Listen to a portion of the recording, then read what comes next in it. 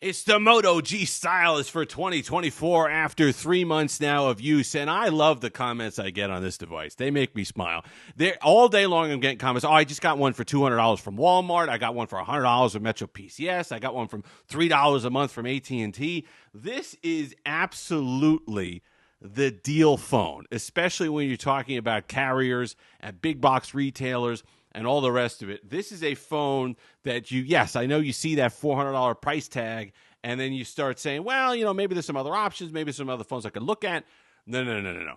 Once you actually go to the store or hunt around for a deal, this is a phone you pick up and you're happy with, and you get a phenomenal price for it in the process. And every time I pick this phone back up, and every time I power it back on, I am consistently and continuously impressed by what Motorola has offered here. And I've kind of made my peace with the software deal.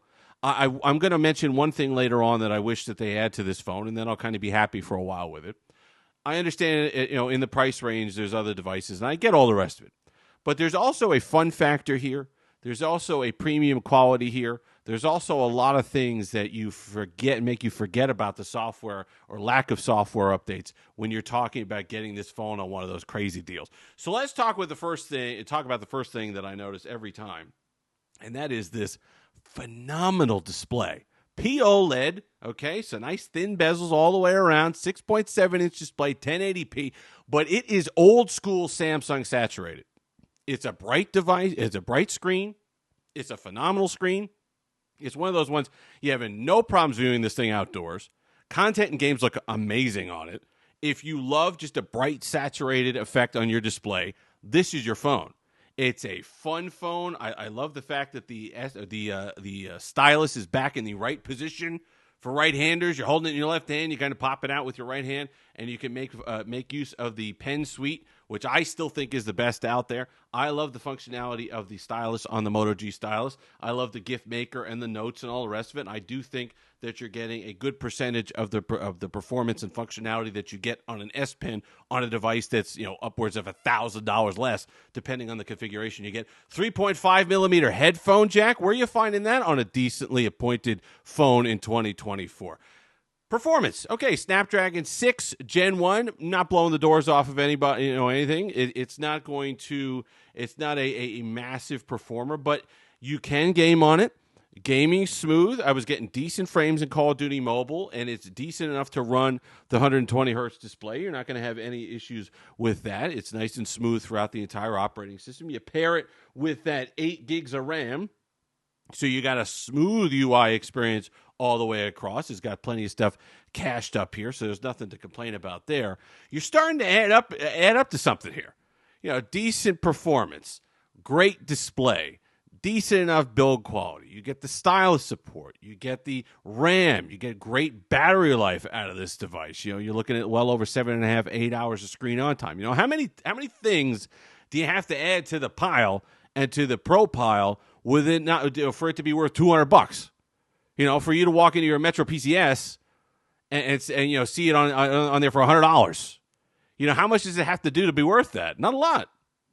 And so when you think about what you get, a decent enough camera, right? The 50 megapixel sensor is good.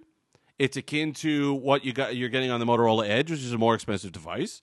It's saturated, but you know what? Moto has almost designed this phone for social media, because you're getting a beautiful display to scroll Instagram on. You're getting a vibrant kind of poppy image, kind of almost oversaturated. So if that's your thing, that's not your phone. But an oversaturated image. Things that, play well on social media. So this is, if you're somebody who just needs a phone, you like Moto gestures. I like the improvements they made at Hello UI. I think Hello UI is a massive improvement over my UX.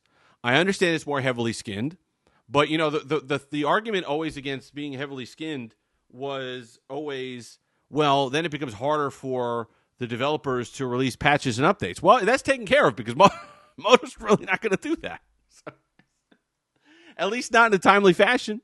So you don't have to worry about it. So at least give us a more heavily, nicely appointed, really aesthetically pleasing I think, skin of Android here with Hello UI. Plus, you got your Moto gestures still here, no problem. I do wish, I understand they're slow. I do wish that Motorola would release one further update feature-wise for this particular device and give us that always on display. I've seen it's not like the company doesn't do it. It's not like it's elsewhere and the company it's not out there. It's in the wind somewhere. There are Motorola devices now with always on displays. It would be really nice if the Moto G Stylus had one as well, because I like it gives me sports scores at night. It's a glance tile or something like that. I turned it on. It gives me sports scores at night, little news stuff. I like the way that like on the old school lock screen that they had, like the peak display, you had the different options to go in to the different apps and notifications that you see on the display there. So overall, I like the OS experience, but I do wish that we had an always on display. Look, the bottom line is this: eco leather back, which I think should be the standard for budget devices. You know, if you're not going glass anyway, get us away from that just slippery, awful looking plastic, fingerprint magnet plastic. Give us this texture. So, you know, it's got a plastic frame. It's got the textured back. I don't feel the need to rock this with a case. I could carry it around. I could enjoy the design of the phone. The Scarlet Wave has grown on me. I don't usually like orangey or reds, but it's grown on me. It's really nice. Link in the description. You want to buy it unlocked, $317 on Amazon. You know? I mean, it's a really great value phone. That is a mid-range, you know, kind of breaking into the door mid-range, but you're getting it at a firmly budget price. So if you're somebody who's picked one of these, keep telling me about those deals. I love hearing them. Keep telling me that you picked this thing up for $3. Keep telling me that you went to Walmart and found one for $150.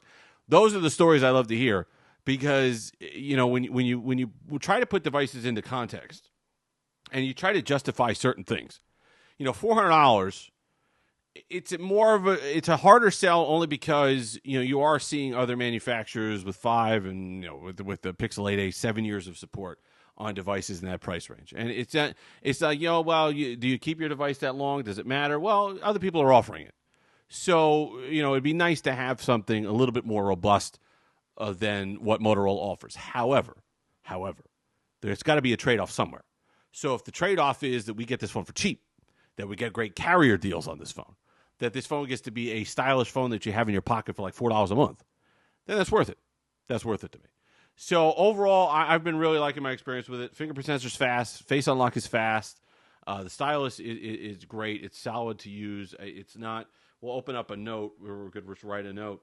Make sure there's no number this time. That's good. You kind of the latency's not bad on it whatsoever.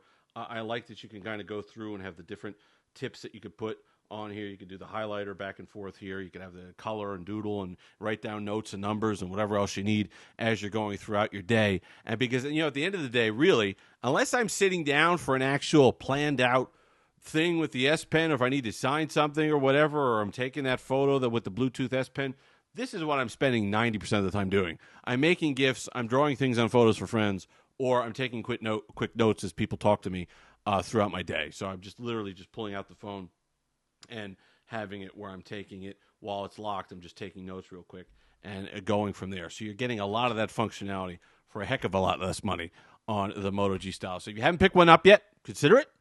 But, you know, do your homework, right? Look around.